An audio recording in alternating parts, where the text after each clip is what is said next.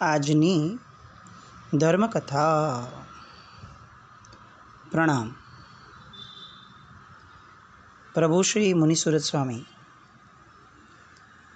એમના પૂર્વભવોની કથા અને એમાં વજ્રકુંડલજીનું ચરિત્રના લગભગ અંતિમ ભાગમાં આપણે આવ્યા. આપણે જોયું કે એમના યુવરાજ પદના પર્યાયમાંથી હવે તે સમ્રાટ બન્યા.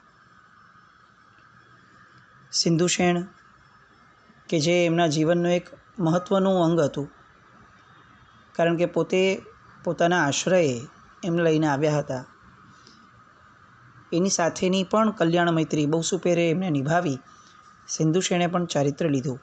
પિતા મહારાજે પણ 6 ખંડની વૃદ્ધિના ભોગતા હોવા છતાં પોતાને એક જ્યારે યોગ્ય ગુરુ મળ્યા, પોતાના ભવાંતરને ટૂંકો કરી શકે એવા એક ગુરુ મળ્યા, તો એમની પાસે જીવન સમર્પિત કરવામાં એમણે જરા પણ નાનપ ન અનુભવી. આમ જોવા જઈએ તો આપણને ખરેખર વિચાર આવવો જોઈએ કે જે ચક્રવર્તીપણું જેને ભોગવ્યું છે, ગઈકાલ સુધી આજ્ઞા આપવામાં જે વ્યક્તિની આજ્ઞાનું ઉત્થાપન ક્યારેય થયું નથી, સેંકડો હજારો સેવકો એમના આજ્ઞાના શબ્દો સાંભળવા તત્પર હોય, એવા વ્યક્તિએ જ્યારે દીક્ષા લીધી હોય, ત્યારે ગુરુની આજ્ઞા ઝીલવામાં જે માનસિક પુરુષાર્થ એમને કરવો પડે, કદાચ એ જ ચારિત્ર જીવનની સૌથી કસોટી મોટી છે. આપણને એવું લાગે છે કે વિહાર, લોચ વગેરે બહુ મુશ્કેલ છે. ચોક્કસ છે, ના નથી. પણ એ છતાં આ બધા જ આચારો છે ને, એ કદાચ થોડાક મેનેજેબલ થઈ જાય. જીવ જો પોતાને સમજાવી દે ને તો આપણને એવું લાગે કે આ લોકો બહુ દુષ્કર જીવન જીવે છે. જીવે જ છે.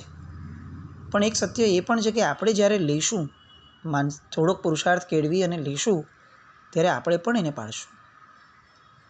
આ કસોટી કરતાં સૌથી મોટી કસોટી જે આવે છે એ છે માનસિક પુરુષાર્થ. જિંદગીમાં ક્યારેય કોઈની પાસે માંગ્યું ન હોય અને હવે ઘરે ઘરે માંગીને દરેક વસ્તુ લેવાની, દરેક વસ્તુ, એક પણ વસ્તુ પોતાને આધીન નહીં, સાવ સામાન્ય જરૂરિયાત આવશ્યકની ક્રિયા માટે પણ કોકની પાસે માંગણી. આ એક બહુ મોટી પરતંત્રતા. એ ખરેખર સંયમ જીવનનો પુરુષાર્થ છે. ગુરુને બધું જ પૂછીને કરવું, આ સંયમ જીવનનો ખરો પુરુષાર્થ છે. નિવૃત્તિ માટે સંસાર છોડ્યો છે એ યાદ રાખી અને એક પણ નવી પ્રવૃત્તિ ઊભી ન કરવી સામે ચડીને, એ સંયમ જીવનનો ખરો પુરુષાર્થ છે. મળેલ નિવૃત્તિની અંદરમાં જીવ પોતાના જ્ઞાનાભ્યાસને, સ્વાધ્યાયને પોતાનો પ્રાણ બનાવવા માટે આગળ વધે, એ ખરો પુરુષાર્થ છે. પરમાંથી દ્રષ્ટિ ખસાવી અને પૂર્ણપણે સ્વની અંદરમાં એને સ્થિર કરવાની દિશા પકડવી, એ ખરો પુરુષાર્થ છે. કારણ કે ખરી સાર્થકતા અને સફળતા આ બધામાં છે. અને આ ચક્રવર્તી એ આ બધી જ એક ચારિત્ર જીવનની લાક્ષણિકતાઓને પોતાના જીવનની અંદરમાં બહુ સરસ રીતે એ પ્રવર્તાવે છે. એક સમય હતો કે જ્યારે એની નિશ્રામાં આખું જગત વર્તતું હતું. આજે ગુરુની નિશ્રામાં પોતાનું કલ્યાણ વર્તાવે છે. આવા એ ગુરુ ભગવંત એમની નિશ્રામાં દીક્ષા લઈ અને વિશાળ મુનિ સમુદાય સાથે ગંધમાદનપુરથી અન્ય વિહારી થયો. હવે બીજી બાજુ ચક્રવર્તી ના પુત્ર તરીકે વજ્રકુંડલજીનો રાજ્યાભિષેક તો થયો, પણ ચક્રવર્તીના પુત્ર ચક્રવર્તી થાય એવું હોય નહીં. એટલે હવે કેટલાક રાજાઓ સળવળ્યા. એમને એમ થયું કે આપણે આજ સુધી આ ચક્રવર્તીની સેવા કર્યા કરી, હવે એનો છોકરો છે એની સેવા કરવી કંઈ જરૂરી થોડી છે. હવે આપણે સાવ સ્વતંત્ર થયા. અને આવું વિચારી એમણે વજ્રકુંડલની જે ઘૂંસરી હોય, ચક્રવર્તીની ઘૂંસરી હોય, આપણે ઘણી બધી વાર સાંભળ્યું છે કે ભરત મહારાજાના ચરિત્રની અંદરમાં કે જ્યાં સુધી એમના ભાઈઓ એમની આજ્ઞામાં ન આવ્યા ત્યાં સુધી ચક્રરત્ન અંદર નહોતું પેસતું, અને ચક્રરત્નને અંદર પેસાવવા માટે બાહુબલીજી સાથે યુદ્ધ કર્યું. આવું આપણે સાંભળ્યું હતું. આ એનું પ્રેક્ટિકલ કેવી રીતે ઇમ્પ્લિમેન્ટ થાય, તો કે ચક્રવર્તીની એક ઘૂંસરી હોય જે દરેક રાજાએ પોતાની પાસે રાખવી પડે. એ ઘોંસરીનું કનેક્શન ચક્રરત્ન સાથે હોય, આ દૈવી હોય, એટલે એનું કનેક્શન ચક્રરત્ન સાથે હોય. જ્યારે દરેકે દરેક પૃથ્વી પરના ક્ષેત્રોમાં આ ઘોંસરી એ સ્વીકારી જવાય એટલે ચક્રરત્ન અંદર પ્રવેશે અને એ સમ્રાટ એ ચક્રવર્તી ગણાય. એ જે ઘોંસરી આ ચક્રવર્તીએ આપી હતી એ બધાએ ફગાવી દીધી, કેટલાક રાજાઓએ. અને આ તો ચેપી રોગ હોય, એક જણે ફેંકી એટલે બીજાને એમ થયું કે આપણે શું જરૂર છે, ચાલો ને, જે થશે જોયું જશે, એને તો કર્યું, એ ભોગવશે તો હું ભોગવીશ.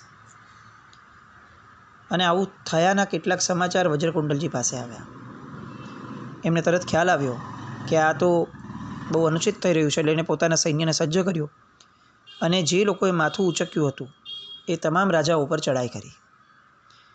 પોતે તો બળવાન હતા જ, સાથે વીરસેન જેવા જોરદાર સાથીદારો પણ હતા. અને મૂળતઃ ચક્રવર્તીએ દીક્ષા લીધી હતી, એના સૈન્યએ નહોતી લીધી. એટલે એ જે નિપુણતા, યુદ્ધ નિપુણતાવાળું સૈન્ય હતું, એ સૈન્યએ તો ચપટીમાં જાણે બધા રાજાઓને ફરીથી પોતાના તાબામાં કરી લીધા. વજ્રકુંડલજી અહીંયા ધારત તો એમની પાસે આવો લોભ જગાડવાની શક્યતા હતી કે જો હું આ રાજાઓને જીતી શકું છું તો હું ફરીથી આખા જગતમાં ફરી મારા પિતાએ જે કર્યું હું એ રીતે મારી આણ વર્તાવું.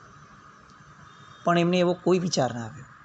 જેટલા રાજાઓએ આવું કર્યું હતું એટલા રાજાઓને એમને બરોબર પાઠ ભણાવ્યો, ફરીથી તાબામાં લીધા, પાછા પોતાના રાજ્યમાં આવી ગયા અને બહુ જ સહજતાથી પોતે જે રાજ્ય ભોગવે છે એ રાજ્યને ભોગવવા લાગ્યા. એમને લોભ ન જાગ્યો. હવે એમના જીવનનો એક બહુ જ મહત્ત્વનો પ્રસંગ. એમના પત્ની પટરાણી દેવી કામરતી, એમની સૌથી માનીતી રાણી હતી. એ કામરતીના એક ભાઈ હતા, નામ કામદેવ. કામદેવ જેવું જ રૂપ, અતિશય સોહામણા અને ગુણવંત પણ એવા.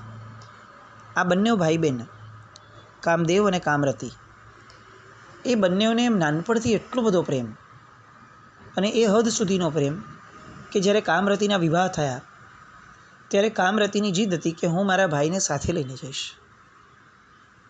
યૌવન વય હતી. ઘરમાંથી પણ ગમે તેમ કરી અને બધાને સમજાવી અને એમણે આ કાર્ય પૂરું પાડ્યું, કારણ કે કામરતીનો એક બહુ સ્પષ્ટ વિચાર હતો કે હું મારા ભાઈ વગર જીવી નહીં શકું. અને એ જ લાગણીઓ કામદેવમાં પણ. એમ કહી શકાય કે દુનિયાના અજોડ ભાઈ બહેનની ઉપમા જેમને આપી શકાય એવા સંબંધમાં આ બંને વર્તતા હતા. કામદેવ લગ્ન કરીને જ્યારે એમની બેન આવી ત્યારે રાજ્યમાં આવ્યા અને હવે વજ્રકુંડલજી અને કામદેવ એ બંને વચ્ચે પણ એટલી બધી લાગણીનો તંતુ બંધાયો કે જાણે બંને એકબીજાના પડછાયા હોય એવી રીતે ભેગા રહેવા લાગ્યા. આમને આમ સમય વીતતો જાય છે. સંસાર સુખ અનુભવતા એના સુફળ રૂપે એક દિવસ કામરતીએ શુભ સ્વપ્ન જોયું અને એના કારણે કોઈ ઉત્તમ જીવ એમના ઉદરમાં ગર્ભપણે અવતર્યો. બધાને આનંદ છવાઈ ગયો. ગર્ભમાં રહેલા આત્માને પોષણ મળે ને પીડા ન થાય એ રીતે ગર્ભનું પાલન ચાલે છે. વજ્રકુંડલ રાજા પણ બધી જ રીતે કામરતીને સાચવે છે. એમને આનંદ થાય એ માટે અનેક આયોજનો કરે છે, ખેલકૂદ, રમતગમત વગેરે. ક્યારેક ગજારોહણ પણ કરે છે, ક્યારેક ઉદ્યાનિકા માટે જાય છે, ક્યારેક જળ ક્રીડા કરાવે છે. આમ મનોરંજક અને બળવર્ધક પ્રવૃત્તિઓ ચાલતી રહે છે, જેમાં આ બંને કામદેવ અને વજ્રકુંડલજી સતત ભેગા રહેતા. એક દિવસ એક પ્રસંગ બને છે, અણધાર્યો પ્રસંગ. કર્મસત્તાની બળવત્તા એ સમજાવે એવો પ્રસંગ. ઘોડેસવારીનું આયોજન હતું. હજારો સુભટો રસાલા સાથે અશ્વસવારી કરવા નીકળ્યા. વજ્રકુંડલજી સૌથી આગળ અને એમનો પડછાયો કહી શકાય એવા કામદેવજી એમની જ પાછળ. વહેલી સવારથી અશ્વવિહાર શરૂ થયો. ગણતરી એવી હતી કે ભોજન વેળા થાય ત્યાં સુધીમાં પાછા આવી જશું. એટલે ગંધમ આદરની ભાગોળ વટાવી અને બધા જ દૂર દૂર ઊંડા જંગલની અંદરમાં ખૂબ ફર્યા, અશ્વવિહારની મોજ લીધી. હવે સૂર્યદેવ અધ્ધર ચડ્યા, તડકો અનુભવવા માંડ્યો એટલે બધા પાછા વળ્યા. એ પાછા વળતી વખતે વિચિત્રતા એક થઈ. એક સાથે હજારો ઘોડાઓ એ પાછા ફરવાની ઉતાવળના કારણે માર કરી અને દોડવા લાગ્યા. એના કારણે શું થયું કે જંગલની જે માટી હતી એ માટી ઉડવા લાગી. માટીના ઉડવાના કારણે આખું વાતાવરણ ધૂળવાળું માટીવાળું થઈ ગયું. એટલી હદ સુધી થઈ ગયું, કારણ કે હજારો ઘોડાઓ હતા કે કોઈ એકબીજાને જોઈ પણ ન શકે એ હદ સુધી આ ધૂળ ફેલાવા લાગી. રીતસર લોકોને પોતાનો આગળનો માર્ગ પણ ન દેખાય એવી રીતે આ ધૂળ પ્રવર્તાવા લાગી. સ્વયં વજ્રકુંડલજીને પણ દેખાવામાં તકલીફ થવા લાગી. એટલે એમણે વિચાર્યું કે ગમે તે ભોગે હવે ઘોડાને વહેલી તકે અહીંથી ભગાવી દઉં, એટલે આગળનો રસ્તો હું સ્પષ્ટ જોઈ શકું. એટલે એ પોતાના અશ્વને લગામ જોરથી આપી અને અશ્વને એકદમ જોરથી ભગાવે છે. એ ભગાવવામાં કામદેવજી પાછળ રહી ગયા. કામદેવજીને એમ થયું કે હવે હું પાછળ રહી ગયો છું, તો હવે હું પણ કુમારની ભેગો, રાજાની ભેગો તરત પહોંચું. એટલે એમણે પણ પોતાના ઘોડાને જોરથી એ લગામ તાણી અને જોરથી ભગાવવા માટેનો પ્રયત્ન કર્યો, એડી મારીને. પણ બન્યું ઊંધું. આ ઘોડો વિચિત્ર નીકળ્યો અને એ દિવસે શું થયું ખબર નહીં, પણ ઘોડો એ એકદમ ઉછળ્યો અને ઉછળવાના કારણે કામદેવનું ઘોડા પરનું જે બેલેન્સ હોય એ ચૂકાઈ ગયું અને ઘોડા પરથી નીચે પડ્યા. આ ઘોડો એ તો વિફરેલો હતો, એટલે એ પોતાની રીતે આગળ ભાગવા લાગ્યો. હવે નીચે પડેલા કામદેવજીને ઊભા થઈ શકે એટલો પણ સમયગાળો એમને ન રહ્યો, કારણ કે હજારો ઘોડાઓ માર કરતા દોડી રહ્યા હતા અને એમાંના કેટલાય ઘોડાઓ એ આ કામદેવજીના શરીર ઉપર દોડીને ભાગતા રહ્યા. ધૂળ એટલી બધી કે કોઈને ખબર જ ન પડે કે કોણ ક્યાં છે. અને આટલો બધો ઘોડાઓનો અવાજ, એટલે એમની ચીસો એ કોઈ સાંભળી જ ન શક્યું. પરિસ્થિતિ એવી થઈ કે અનેક ઘોડાઓના આ રીતે પોતાના દેહ ઉપર માર પડવાના કારણે, વજન આવવાના કારણે એ ત્યાં ને ત્યાં જ ગુંગળાઈ રીબાઈ અને મૃત્યુ પામ્યા.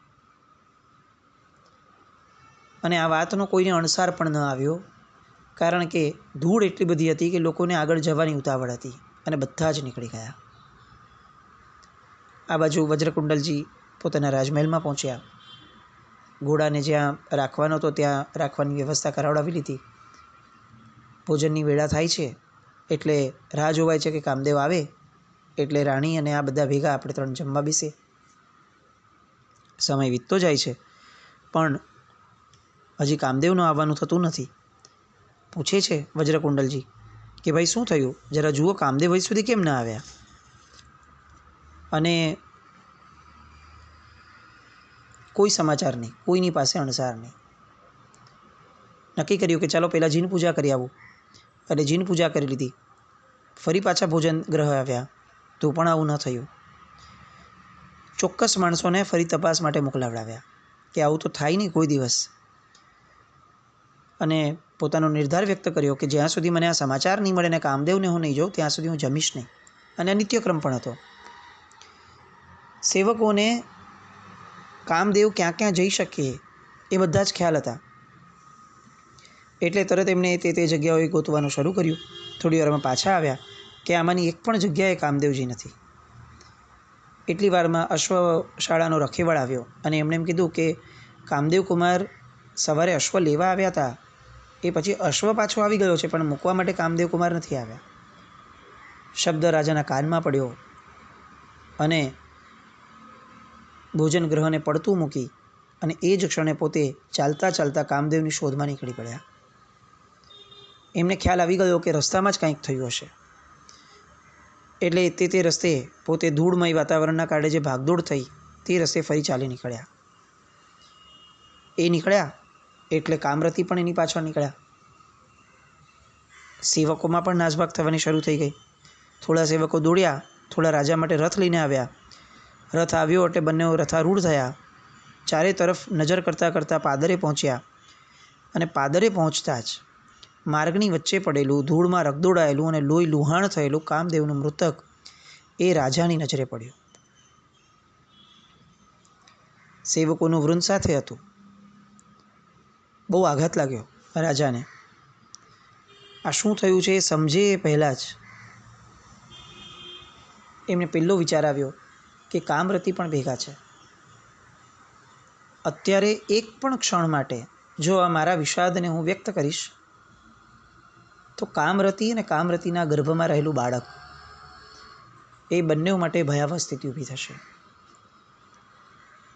એટલે પોતે આગળ આગળ નીકળતા જાય છે. રાણીને પાછા મોકલી દે છે કે હું ફરીથી અહીંયા થોડું સમય જોઈને આવું છું. અને જેવા રાણીનો રથ પાછો ફરે છે એટલે તરત જ પોતાના સૈન્યના કાફલાને લઈ અને એ દિશામાં ભાગ્યા કે જે દિશામાં એમણે આ મૃતદેહ જોયો હતો. શોધખોળ કરાવડાવી બરાબર અને ખ્યાલ આવ્યો કે આ તો કામદેવનો જ મૃતદેહ છે. અને એ જ ક્ષણે રાજાજી પોતે રથમાં બેસ્યા અને જ્યાં રાણી હતા તે રાજમહેલમાં આવ્યા. આવતા વેત પોતે ત્યાં બેભાન થઈ ગયા હોય એ રીતે પડી ગયા. તત્ક્ષણ મોરપીંછના પંખા વડે રાજાજીને પવન નખાવાનું શરૂ થયું. ગોશેષ ચંદનના છાંટણા થયા. ઠંડા પાણીનો છંટકાવ આદિ થયો. રાણી વારંવાર રાજાને છાતી સરસા ચાપવા લાગ્યા અને એમનું સમગ્ર ધ્યાન વજ્રકુંડલની અંદરમાં જ પરોવાઈ ગયું. રાજા ભાનમાં ન આવ્યા ત્યાં સુધી ઉપચાર કરતા ગયા. આ ઉપચારોમાં ને ઉપચારોમાં એમને ક્યાંક સમાચાર મળ્યા કે પોતાનો ભાઈ અપમૃત્યુને પામ્યો છે. પણ અત્યારે એની સામે બે પરિસ્થિતિ હતી કામરતી સામે. એક, પોતાનો અતિ લાડલો ભાઈ મૃત્યુ પામ્યો અને બીજું, પોતાનો વાલસોયો પતિ અત્યારે બેભાન છે. અને વિવેકી એવી પત્નીને એ સમયે એમ થયું કે પહેલાં હું આમની પર ધ્યાન આપું અને ગમે તેમ કરી અને હું એમને સાજા કરું. આ બાજુ એ રાજાને ભાવનમાં આવવાનું તો દૂર થયું, પણ મૂર્છાની અંદરમાં જ ચિત્તભ્રાંતિ થઈ ગઈ હોય એવી રીતે રાજા દાંત પીડવા લાગ્યા. અસ્પષ્ટ શબ્દોમાં કંઈ બબડાટ કરવા માંડ્યા અને રાણી ચિંતામાં આગળ વધે છે, વૈદોને બોલાવે છે. પણ તરત જ રાજાએ પોતાના અસ્પષ્ટ શબ્દોની અંદરમાં કેટલુંક બોલવાનું જે શરૂ કર્યું હતું એને સાંભળવા માટે રાણીએ પ્રયત્ન કર્યો. અને એ બોલવા લાગ્યા કે કામદેવ તો ગયા, હવે એની માટે ચંદનની ચિતા રચાવો, એની કાયાની આ સ્થિતિ જોઈ શકાતી નથી, ઝટપટ એનો સંસ્કાર કરો. રાણીએ સાંભળ્યું ને એને એમ થયું કે રાજાને આ જ કંઈક મગજમાં ચાલે છે બેભાન અવસ્થામાં પણ. એટલે તરત સેવકોને કહી દીધું કે ભાઈ તમે ચિતા રચાવો અને તરત જ એમની ચિતાને અગ્નિ સંસ્કાર કરાવડાવી દો. આવી રીતે તો બધું થયું. પછી પાછા એ બોલવાના શરૂ થયા શબ્દો કે કામદેવ એકલો શેનો જાય, મને મૂકીને જઈ જ કેમ શકે, હું પણ એની પાછળ જાઉં છું, એના વિના જીવવું મારા માટે અશક્ય છે, મને ત્યાં લઈ જાઓ, મને ત્યાં લઈ જાઓ, જટ લઈ જાઓ. આવું બોલતા બોલતા અચાનક રાજા ઊભા થઈ ગયા અને રાજાએ વજ્રકુંડલજીએ ધમાલ મચાવી દીધી. કામરતી એમને રોકવાનો પ્રયત્ન કરે છે કે આપણે ત્યાં નથી જવું, કારણ કે એને ભય હતો કે આ ચિતામાં પડી જશે. પણ રાજા માન્યા જ નહીં. એટલે છેવટે કામરતીએ રથ એ ચિતાની નજીક લેવડાવવો પડ્યો. જેવા ત્યાં ગયા અને ચિતા ઉપર સૂતેલો જોયો કામદેવને, એટલે રાજા રાણી પર ઉકળી ગયો કે તારા ભાઈ ઉપર મેં આટલો બધો સ્નેહ રાખ્યો અને એણે મને આ બદલે આપ્યો, એ કયા વિના પરલોક વહી ગયો, એને બોલાવો, હમણાં ને હમણાં બોલાવો. અને જેમ તેમ લવારા કરવા લાગ્યા, જેમ તેમ વર્તન કરવા લાગ્યા. કામરતી દિગ્મૂઢ થઈ ગઈ. આ રાજા આવું ક્યારેય ન કરી શકે. આવા અસંગત પ્રલાપો રાજા કોઈ કાળે ન કરે. આ વિચિત્ર વર્તન જોઈને એના હૈયામાં ભારે ચિંતા થઈ અને વ્યાકુળ હૈયે વિચારવા લાગી કે આવા અત્યંત વિચક્ષણ, ધર્મનિષ્ઠ, વિવેકી રાજવી એ પણ આવા મૂઢ પ્રલાપો કરે છે. નક્કી એ કામદેવના મોહમાં ભ્રમિત થયા છે. સમયે મારા ભાઈનો તો ભોગ લઈ લીધો છે, પણ રાજાજી ઉપર શું આફત આવી? હે ભગવાન, આ અમારા ઘરમાં શું થવા બેઠું છે? અને એમની આંખો વરસવા લાગી. હવે રાજાને એવું થયું કે આ હમણાં રડતા રડતા પડી ભાંગશે અને વાત તો ઓર વણસશે. એટલે રાજાએ ફરીથી કંઈક અલગ રીતે એવો પ્રલાપ શરૂ કર્યો કે રાણીનું ધ્યાન એમાં જવા લાગ્યું. આમને આમ રાણીએ પોતાના આંસુને ખાળ્યા, કાળજે પથ્થર મૂક્યો અને રાજાને સમજાવવા લાગ્યું કે દેવ, એ કૃતજ્ઞ કામદેવનું નામ જ હવે મારી સામે ન બોલો. જે માણસ એની માટે તમે આટલા બધા સારા બધા પ્રયત્નો કર્યા, એને સારી રીતે રાખ્યો, એ માણસ તમારી સાથે આવી રીતે વર્ત્યો, તમને કહ્યા વિના જતો રહ્યો હવેથી આ રાજ્યની અંદરમાં એક પણ વ્યક્તિએ આ કૃતજ્ઞ માણસનું નામ પણ ન લેવું. હવે એને તમે ભૂલી જાઓ. આમ કરી અને કામરતીએ રાજાને પટાવવાની શરૂઆત કરી. કામદેવ પર વધુને વધુ હેત એકચ્યુઅલી કામરતીને હતું, પણ અત્યારે એને આ આઘાત ન લાગે એટલા માટે રાજાએ જે આ યોજના કરી હતી, આ યોજના એટલા માટે આપણે સાંભળવાની છે કે કોઈ એક વ્યક્તિ એના જીવનની અંદરમાં પોતાના સ્વજન, એનું ખરું આત્મકલ્યાણ એ કેટલું મહત્ત્વનું હોય કે પોતે જેમ આગળ વીરસેન અને સિંધુસેનની વાત હતી ત્યારે કેટલીક યોજના કરી શક્યા, અત્યારે રીતસરની એક એક્ટિંગ આ વજ્રકુંડલજી કરી રહ્યા છે. અને આ એટલું દુષ્કર છે કારણ કે પોતાને તો ઓલરેડી આ કામદેવ પ્રત્યે એટલી બધી લાગણી છે કે એ મૃત્યુનો ઘા પોતે તો સહન કરી શકે એમ નથી. એવા સમયે પોતાની પત્નીનું જીવન જોખવાય નહીં એ માટે આખું જ એક નાટક રચાય છે. અને આના કારણે જે પરિણામ આવે છે એ બધું જોતાં ખરેખર એવું લાગે કે વજ્રકુંડલજીનો પરોપકારનો ભાવ અપ્રતિમ હતો, પરાકાષ્ઠાનો હતો. આ નાટક હજી કેવી રીતે આગળ વધે છે અને કઈ રીતે રાણીના મનના વિષાદને એ બહુ સમસ્થિતિએ લાવી શક્યા, એ બધી વાત માટે આવતીકાલે ફરીથી મળીએ. જીના જ્ઞાનવૃત્ત કંઈ પણ બોલાય તો મિચ્છામિ દુક્કડમ. જૈનમ જયતિ શાસન.